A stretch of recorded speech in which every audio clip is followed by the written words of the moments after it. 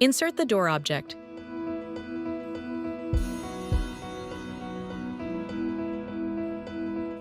With a first click, connect the entity to the building envelope. Set exterior and interior, F7. Then set the opening direction, F8.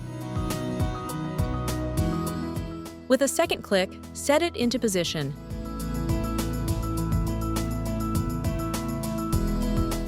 Insert a distance value using the keyboard.